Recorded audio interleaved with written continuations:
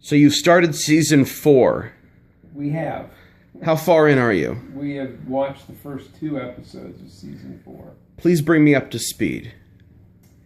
Well, I will say there were a couple of people, particularly females, that I didn't recognize in the, I think they were spies or were not in places where they should have been, so I was a little confused when it started.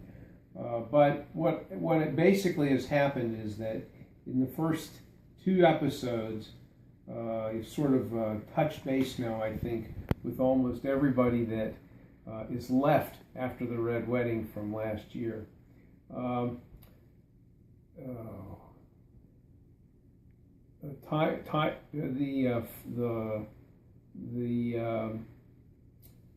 Father, Tyrone, is that his name? What's his name? The guy that is the head of the Kingslayer and the Queen Regent. I forget his name. It's Tiberius. No, it's not Tiberius. I can't. I'm drawing a blank. Tywin actually is the scene opened in the beginning was making 2 swords out of 1 sword of Valyrian steel, and he ends up giving 1 sword to Jaime, and he ends up giving 1 sword ultimately to his grandson at his wedding before he died.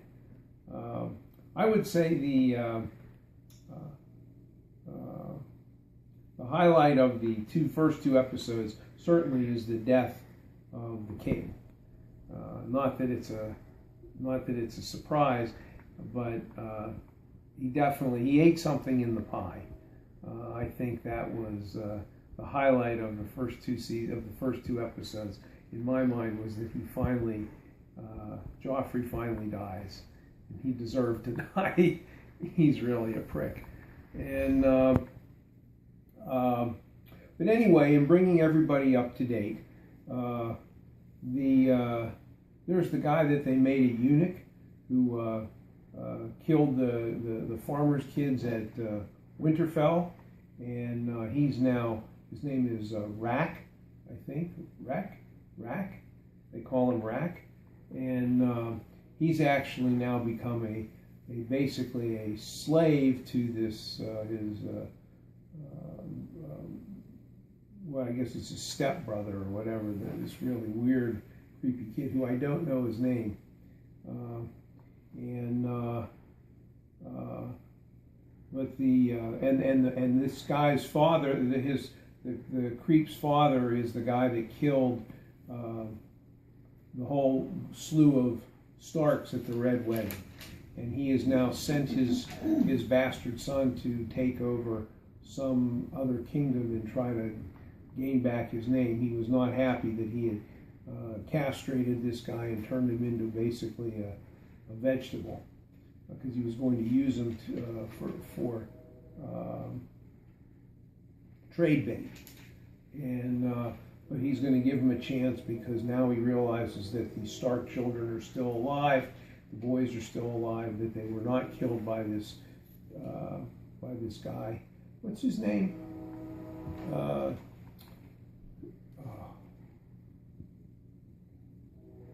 Well, I can't remember. But he was good friends with Robb Stark. Right? Yeah, I knew it was another T. Theon. So he's taking Theon, and they're going to go try to capture some city that begins, or kingdom that begins with an M, and I can't, Moguls or something like that. And so that's what's going on in that realm. And Tyrion has promised his father that if he can win the North, he can have the North Kingdom. So that's what's going on in that realm. Then there's the whole, at the very end of episode 2, you finally see the Stark boy that is paraplegic, and he's having all kinds of visions, and they're still, I'm not sure where they were headed. I thought they were headed to the wall to see Jon Snow and have safe haven there. But now, after he had this vision with the ravens and all him, they had visions of him recreating his accident. He said now he knows where they need to go. I'm not sure I know where he needs to go. He's still being carried by his giant servant, and the young man who is egging him on with his sister or whatever. They're all in a convoy, and I guess they're heading north or something. I'm not sure. So that's that part. One of the more entertaining parts is the Hound and the young Stark girl, and he has been holding her, traveling with her, and the scene opens where she wanted her own horse, and he said he wouldn't let her have a horse because she would run away. He was planning on selling her to a great aunt of hers who had a lot of money.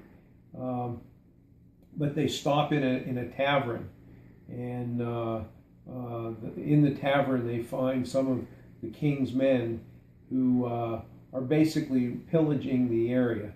And one of the king's men has the sword that the Stark, and her name I forget also, begins with a D, I think. I forget her name, but she's the littlest one, and she had this sword that was made for her when she was learning to sword fight way back when they were still at Winterfell, or at King's Landing, when her dad was still a hand of the king. So anyway, this guy stole her sword. He also had killed one of her friends in captivity, and so they go into the tavern, and one thing leads to another, and there's a big fight. The Hound kills most of the people, but the young Stark girl actually does stab this guy in the leg or in the back and wounds him, and he lays on the floor, and she takes her sword back from him and she runs it through his throat. And then the scene ends with her having gotten one of the horses of one of the 5 men that they killed, and she is riding with the Hound. And so that was the update on that part. Tyrion is the most, he is the one that I feel the worst for, because he's been taking the grief from Joffrey the whole time. And Joffrey's wedding, there's a real scene where they have some dwarfs who put on a show, and it's rather in bad taste. And Joffrey wants Tyrion to go up and also play in the show, and Joffrey won't do it, and he has some kind of a wonderful speech to Joffrey that, very cutting and whatever. And so Joffrey says he's going to be his cupbearer, and he pours wine all over him. And finally, as it's becoming increasingly embarrassing to everyone there, the new young queen says, "Oh, the pie is here," and they wheel out this big pie. It looks like a wedding cake, and Joffrey takes his new Valyrian sword and he slams the cake. And there was something in that cake, because there was a shot at the bottom of the cake that I didn't get a good picture of, that I think indicated there was something in the cake. Somebody put something in the cake. And anyway, Joffrey's eating cake, and then he asked Tyrion to give him wine because he's his cupbearer.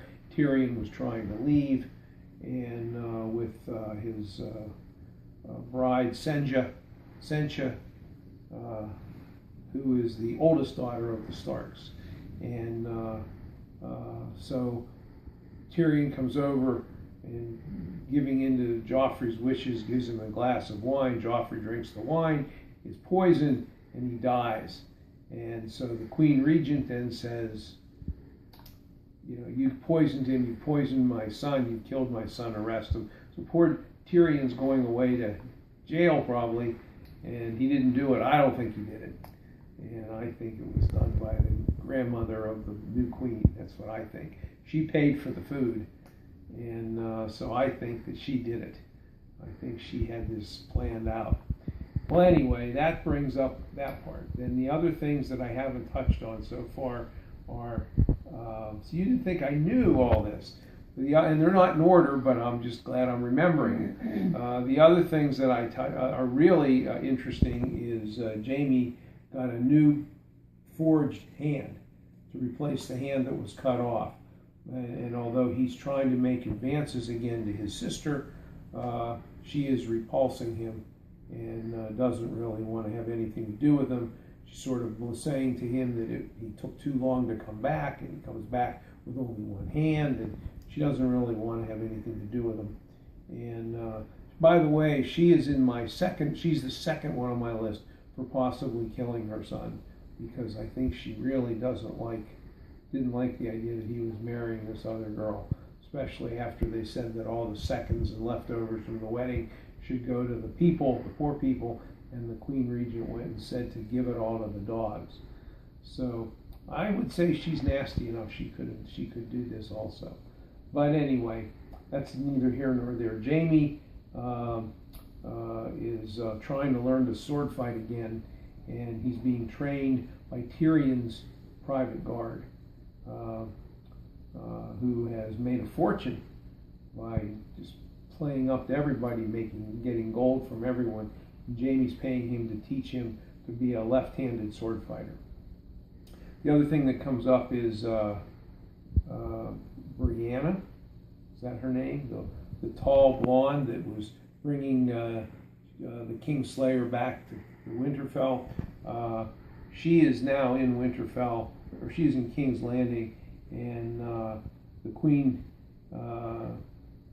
points out that she feels that she's in love with Jaime, and the woman Brianna does not deny that. And they have sort of, I'm not sure what their relationship is yet. I can't quite tell yet whether they're just friends because he saved her life and she saved his life, and vice versa. So that's what's going on in that realm. And then finally, the last ones that were brought up was Jon Snow. He had been shot by arrows by his girlfriend, who was part of I forget the tribe, but they were marching on, her tribe is marching on the wall. And Jon Snow is going to be killed because he went back on his vows for being one of the guards of the wall, and but he told the truth, and so they spared him at least for now, and he laid out for them the whole plan of how the wall is going to be attacked by these two armies, and so that brings up to date with Jon Snow, and I think that's everybody. What about Daenerys? Oh, I forgot about her. She's out in Neverland with her dragons, and the dragons are actually getting out of her control. The dragon actually growled at her at one point when she was trying to feed them, when the two dragons brought back a calf that they had killed, or a cow that they had killed, and they were all eating the cow, and she went to pet the one dragon while he was eating, and he turned on her. So I think that she's losing control of her dragons, but she has this unbelievably impressive army, and she is planning now to bring this army to take over the kingdom of Winterfell, or King's Landing, not Winterfell, but King's Landing, and she still has her one maiden who's her handmaiden who's with her, and the other guy that's been with her all along, the blonde-haired guy, I forget what his name is, but he's still her counsel. And then there's another guy that's in the group now who is trying to show her how to get to know the land that they're marching on, and he gave her 3 different flowers, a poppy and a milkweed and a dusky rose, and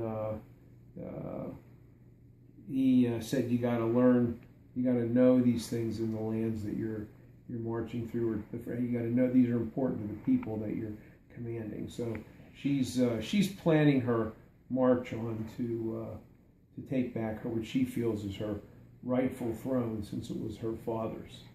And then finally, the other thing with Tyrion, getting back to Tyrion, because Tywon, whatever, Tyrion, what's Tywon? Tywon was going to kill his concubine, because he said he would kill the next whore he was with, and it was the maiden for Sancha. And so Tyrion went through this wonderful scene where he basically he made it seem like he was dumping her and didn't care about her, and he got her on a ship and he shipped her to a place where she'll live in comfort with handmaidens and everything else and slaves, and she'll be safe and she won't be killed, and so she's out of the picture, at least for now. That, I think, sums up where we are at the end of 2 episodes of season 4.